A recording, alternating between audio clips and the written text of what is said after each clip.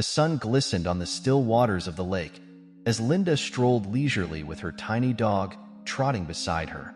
The day felt perfect, but that perfection was shattered in an instant.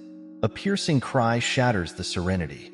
When she turns her head and sees a black woman clutching a small white child, her grip firm but her face unreadable. Nearby, a boy of about 10 is screaming, "Officer, she's kidnapping those kids. Kindly, stop her." What happens next will shake the foundation of trust, assumptions, and humanity itself. But before we dive into this compelling story, we'd love to hear from you. Where in the world are you watching this video from? Connecting with our audience across the globe is one of our favorite things, and your comments make this journey even more special. This story begins with an ordinary woman, Linda, taking a peaceful walk along the lakeside, a daily escape from the routines of life. The gentle warmth of the sun and the crisp breeze made her day feel special. But today was different. In the serene surroundings of the lake, something caught her attention that unsettled her deeply. Ahead, Linda noticed a black woman, Victoria, holding a small child in her arms. The child was white, dressed in expensive clothing, suggesting he came from a wealthy family. Beside her stood a 10-year-old boy, visibly upset, tears streaming down his face as he yelled and refused to follow Victoria. His distress painted a picture that stirred anxiety in Linda. For a moment, Linda questioned herself. Is this really what it looks like? Could this woman be kidnapping these children? A sense of unease filled her. Quickening her pace, she approached a nearby police officer, her voice tinged with urgency. "Officer, you need to do something. That woman is kidnapping those children." The officer followed Linda's direction and headed toward Victoria. As Victoria noticed the officer approaching, her face displayed a mix of anxiety and surprise. She was painfully aware of how easily people judged her based on her skin color in moments like this. But when she spoke, her tone remained calm and composed. "Is there a problem?" Linda, watching from a distance, began to feel a sense of relief. She believed she had done the right thing by intervening and potentially saving the children. But little did she know, this moment would unravel a series of events that would forever change the lives of everyone involved. The officer glanced at Linda, then back at Victoria, and asked her to explain her relationship with the children. Victoria maintained her composure as she replied, "I'm their stepmother. Jackson is the youngest, while Christopher is the eldest. I am their stepmother, but Christopher is a little hesitant because he is still getting used to me." "Is she your mother?" the officer questioned, squatting to Christopher's level. "Is she telling the truth?" An evil thought flashed into Christopher's head. He said, "No, she's a kidnapper," in a firm voice. "My brother and I were duped by her. I'm looking for my real mother." The accusation significantly changed the course of events. Christopher's claim had to be taken seriously by the police. With increasing satisfaction, Linda watched as Victoria was led to the police vehicle. "I was correct," Linda reflected, feeling proud of herself for stepping in. Victoria's heart fell beneath the weight of the misunderstanding, shattering her calm exterior. Her worst nightmare had materialized. No one believed her, and she suffered the painful consequences of an uncontrollable situation. At the police station, Victoria faced cruel treatment as she sat in a stark, cold interrogation room, a harsh light shining directly in her face. An officer slammed his fist on the table across from her while speaking in an accusing tone. "Admit it. Did you not abduct those 2 children?"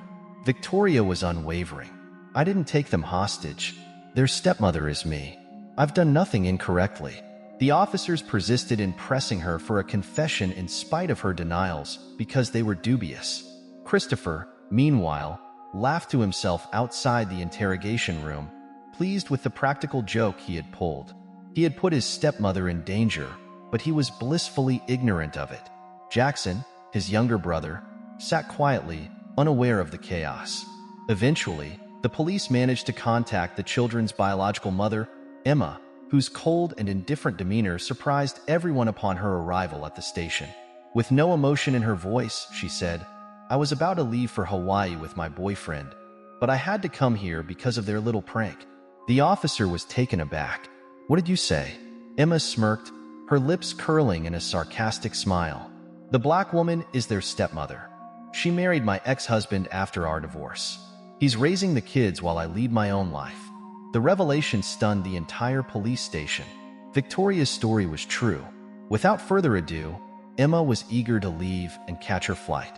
Christopher, desperate not to be left behind, ran to Emma, crying and pleading. "Mom, I want to go with you. Please don't leave me with her." Emma turned, her gaze icy and devoid of warmth. She shoved Christopher aside, her eyes narrowing as she raised her hand, ready to slap him for being a nuisance.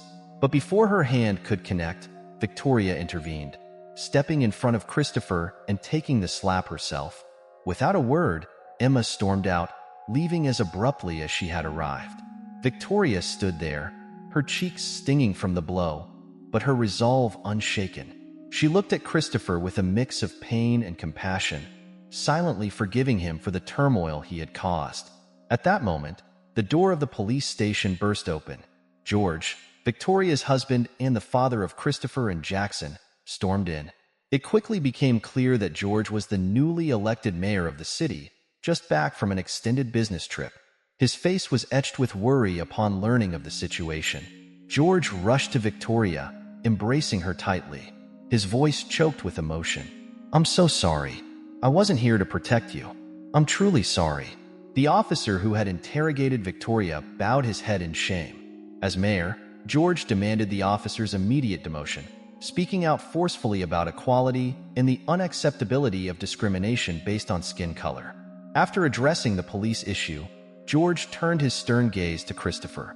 He was about to reprimand the boy for causing such a serious mess, but Victoria, having just taken the slap for Christopher, intervened. "Don't do that. He's just a child. He needs time to understand." Christopher, who had witnessed the entire ordeal, began to cry uncontrollably. He realized that his biological mother, whom he had longed for, did not care for him as he had hoped. The person who truly loved and protected him was Victoria, the stepmother he had previously resented. Overcome with regret, the boy ran into Victoria's arms, sobbing. "I'm sorry. I apologize, Mother." As usual, Victoria comforted Christopher by holding him close. Everyone in the room became silent as they realized that true love and care, not just blood, had created a new family. In the end, everyone in the room, including Linda, the officer, and Christopher, learned a valuable lesson about love and family. Each of them left with a deeper understanding of bias, humanity, and justice. Thanks for watching, and don't forget to like and subscribe. See you soon.